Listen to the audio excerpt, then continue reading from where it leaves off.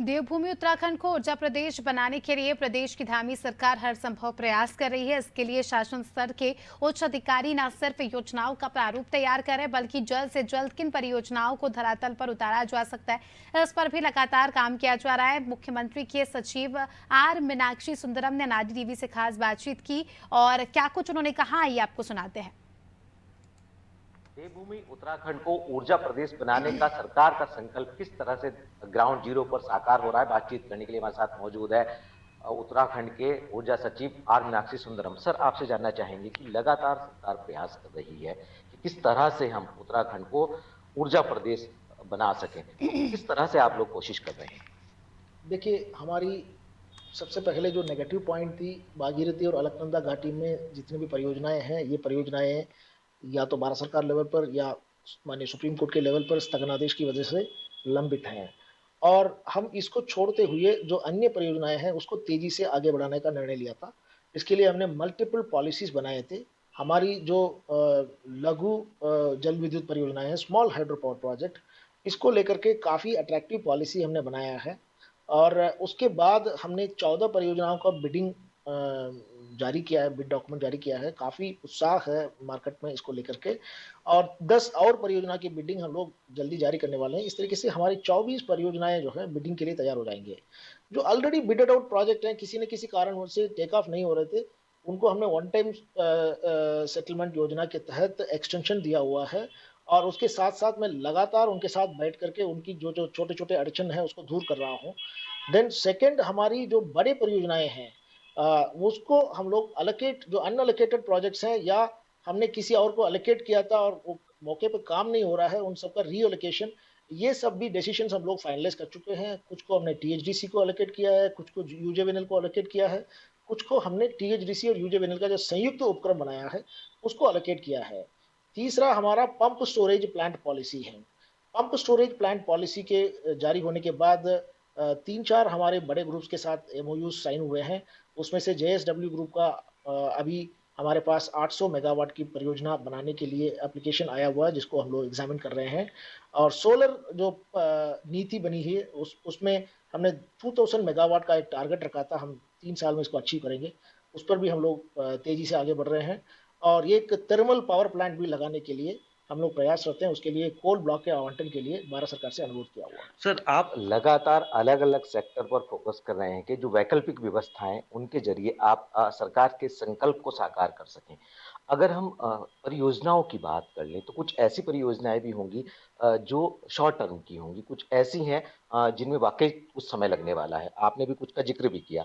अगर हम ये फोकस करें कि कितने समय में हम छोटी परियोजनाओं को धरातल पर उतार पाएंगे, तो क्या इसके लिए कोई समय निर्धारित किया आप लोगों ने? देखिए, कुछ परियोजनाएं 2024 में भी कमीशनिंग होंगे, कुछ 2025 में होंगे, कुछ 2026 में होंगे। हमारा पूरा कोशिश होगा कि जो परियोजना की डेडलाइन है, डेडलाइन के अंदर अंदर वो कमीशनिंग हो जाए। उसके साथ साथ उसकी जो इवैक्यूएशन नेटवर्क की ज़रूरत है वो भी समय पर बन जाए, ताकि हम लोग उसका पूर्ण उपयोग कर सकें। और उसके साथ साथ एक और चीज़ मुझे बताना है कि चूँकि जो बड़े परियोजनाएं हैं ये टाइम टेकिंग होते हैं, ये आमतौर पर 4-5 साल लगते हैं। तो इन इन द मीनवाइल एक अगले 4-5 साल के लिए हमको कुछ वैकल्पिक रूप से भी एड्रेस करना है। उसके लिए भारत सरकार से हम लोग अलग से अनुरोध कर रहे हैं, कुछ अनअलोकेटेड प्रोजेक्ट्स को, सेंट्रल प्रोजेक्ट्स को हमारे लिए अलोकेट किया जाए। सर, जिस तरह से आप बता रहे हैं और आप एक रणनीति के तहत जो है वर्क भी कर रहे हैं और समय-समय पर मुख्यमंत्री जी भी कहीं न कहीं इसकी समीक्षा आप लोगों से करते रहते हैं। आप अलग-अलग वैकल्पिक व्यवस्थाओं पे काम कर रहे हैं। जिस तरह से डिमांड है यहाँ उत्तराखंड वासियों की, चाहे वो औद्योगिक घराने हों या एक आम इंसान हो, और जिस तरह से हमारा प्रोडक्शन है, इसमें जो गैप हो रहा है, इसको हम कब तक फिल कर पाएँगे? कुछ इस तरीके का आपने लक्ष्य निर्धारित किया है? डिमांड सप्लाई गैप का कंप्लीट हमने प्रोजेक्शन बनाया है। अभी वर्तमान में डिमांड सप्लाई गैप हमारे लगभग 40% है। ये आगे चूँकि स्टेट इकोनॉमिकली ग्रो कर रहा है और करना भी चाहिए। और वर्तमान जो ग्रोथ रेट है 8%, इस 8% रेट के हिसाब से अगर हम लोग ग्रो करेंगे तो जितना हमारा प्रस्तावित परियोजनाएं हैं उनकी कमीशनिंग और उसकी वजह से मिलने वाली जो अतिरिक्त बिजली है उसकी वजह से हम लोग लगभग 2028-29 तक हम इस जो डिमांड सप्लाई गैप को पार करके हम लोग सरप्लस स्टेट बन चुके होंगे। यदि हम 15% के रेट से ग्रो करते हैं, 15% मैं इसलिए बोल रहा हूं कि हमारा एक लक्ष्य ये भी है कि हम अपने जीएसडीपी को 5 साल में डबल करें।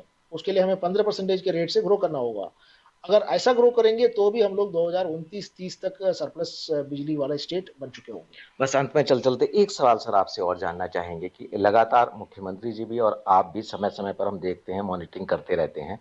ऐसे में जो संबंधित निगम्स हैं, चाहे वो यूपीसीएल है या जो यूजेवीएनएल है, इनके संबंधित जो अधिकारी हैं उनको किस तरह से आप दिशा निर्देश दे रहे हैं और कैसे आप मॉनिटरिंग करते हैं? तीनों निगमों का अलग अलग फोकस रहता है। जो यूजेवीएनएल है उसको तो जनरेशन कैपेसिटी को इंक्रीज करना है और मतलब अपने जो जनरेशन है उसको भी इंक्रीज करना है और जो प्राइवेट प्रोजेक्ट्स हैं उसको भी प्रमोट करना है। देन दूसरा जो हमारी पिटकुल और डिस्ट्रीब्यूशन कंपनी है यूपीसीएल, दोनों को एक तो इवैक्यूएशन नेटवर्क को समय पर करना है ताकि जो परियोजनाओं का बेनिफिट है वो मिले। उसके साथ साथ हमारी जो डिस्ट्रीब्यूशन में जो जो इश्यूज आ रहे हैं उस सबको एड्रेस करना है और कहीं कहीं पर अपने जो एग्जिस्टिंग एसेट्स हैं उसकी अपग्रेडेशन की जरूरत होगी, कहीं पर सबस्टेशन की अपग्रेडेशन की जरूरत होगी, कहीं पर लाइंस की अपग्रेडेशन की जरूरत होगी, कहीं पर नए लाइन बिछाने की जरूरत होगी। ये सब प्राथमिकता से करना है। यूपीसीएल चूंकि वो डायरेक्ट कंज्यूमर कनेक्ट वाली एक एजेंसी है तो वहां पर ईज ऑफ लिविंग पर हम लोग विशेष रूप से फोकस दे रहे हैं कि जनता की जो जिंदगी है उसको कैसे सुगम बनाया जाए।